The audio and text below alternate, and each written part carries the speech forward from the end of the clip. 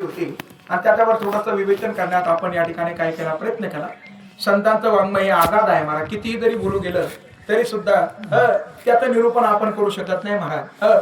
फक्त त्या ठिकाणी आपले प्रयत्न कसे आहे टिटवीने विचार केला, समुद्राला इथून उचलायचं आणि दुसरीकडे नेऊन टाकायचं. चुचीत पाणी भरत होती, समुद्र दुसरीकडे नेऊन टाकत होती.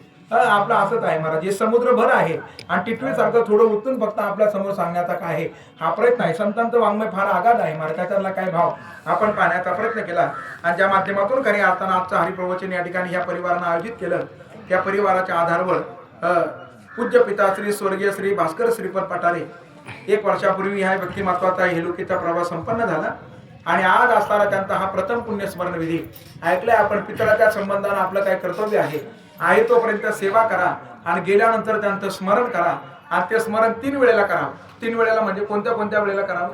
एक पितृपक्षामध्ये स्मरण करावं, नंतर स्मरण करावं अक्षय तृतीयाला, आणि तिसरं स्मरण करावं ज्या तिथीला ते थांबले त्या तिथीला, म्हणजे आजच्या तिथीला हे व्यक्तिमत्व काळाच्या पडद्याच्या आड गेलं.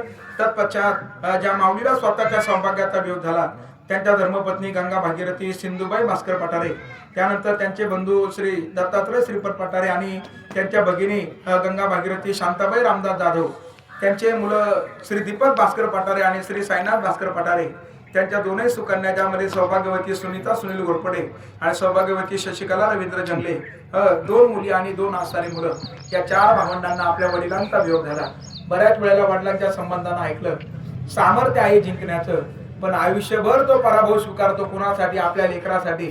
त्याला म्हणावं बाप तो बापच आहे. बाप म्हणजे पडद्यामागलं व्यक्तिमत्व आहे. सगळ्यांना आईचं प्रेम कळतं पण बाप कळत नाही. अरे प्रज्वलित असणारी समय सर्वांना वाद सगळ्यांना दिसते, प्रज्वलित असणारी वाद सर्वांना दिसते, पण तापलेली समय सहजासहजी कोणाच्या लक्षामध्ये येत नाही.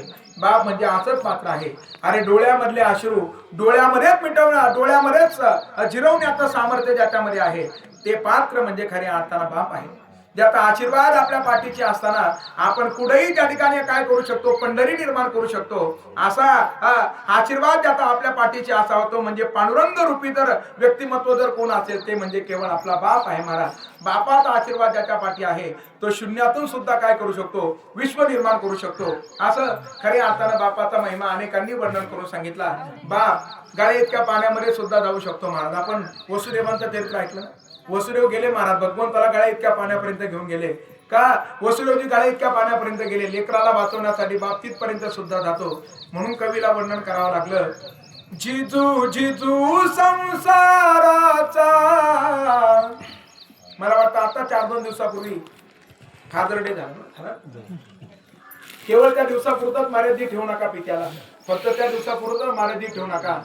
त्याचे कष्ट, त्याचं परिवारासाठी असणारं समर्पण, त्याचा प्रत्येक गोष्ट, त्याचं झिजणं, या प्रत्येक गोष्टी आपण स्मरणामध्ये ठेवल्या पाहिजे. जिजू जिजू संसाराचा गाडा हाकला, वटामध्ये हसू त्याच्या कणा वाकला, घडीभर थांब जरा ऐक त्याची धापर.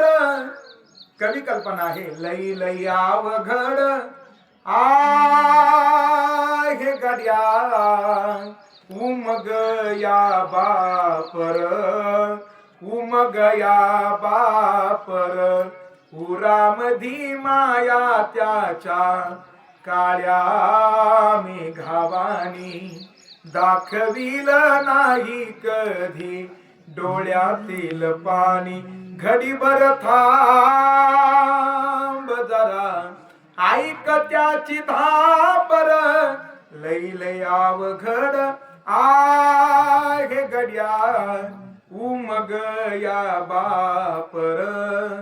कवी कल्पना जरी असली पण तुकोबारांच्या अभंगाचा मागोवा घेतला. बाप करी जोडी लेकोराची ओढे, 2 मुलं आणि 2 मुली ह्या 4 भावंडांना आपल्या वडिलांचा वियोग झाला. त्यांचे सर्व परिवार एकत्रित येऊन आजचा विधी संपन्न करत असताना हा भूदेवांच्या माध्यमातून पिंडदानाचा विधी पूर्णत्वाला गेलेला आहे. आणि दरम्यानच्या काळामध्ये काहीतरी ज्ञानयज्ञ घडावा म्हणून हरिप्रवचन सेवेचं आयोजन केले होतं. त्या समग्र परिवाराच्या वतीनं या सेवेची जबाबदारी आमच्याकडे सुपूर्द करण्यात आली होती. पुढेच एकदा सर्वांच्या दर्शनाचा लाभ प्राप्त झाला. प्राप्त हरिप्रवचन सेवेच्या माध्यमातून जे काय पुण्य संपादन झालं असेल ते आपण या व्यक्तिमत्वाच्या पवित्र पावन स्मृतीला काय करूया, समर्पित करूया. आणि आज लेखाजोखा केला जातो. कशाचा लेखाजोखा? ते चित्रगुप्ताचे 2 दूध बसलेले आहे ना, आपण ऐकलं. आज तिथं चित्रगुप्ताच्या समोर सगळं आपलं रेकॉर्ड मांडलं जातं आणि मग त्याचा लेखाजोखा केला जातो. याचं सत्कर्म किती, याचं वाम कर्म म्हणजे वाईट कर्म किती, आणि मग त्याच्या बळावरती त्याला पुढली गती प्राप्त करून दिली जाते. नित्य स्वरूपानं सत्कर्माचं पारड ह्या व्यक्तिमत्वाचा जड भरावं आणि एक योग्य गती भगवंतांनी या व्यक्तिमत्वाला प्राप्त करून द्यावी, एवढी सदिच्छा या क्षणाला व्यक्त करू आणि प्राप्त हरिप्रवचन सेवा भगवत चरणी समर्पित करू. पुंडलिक वरद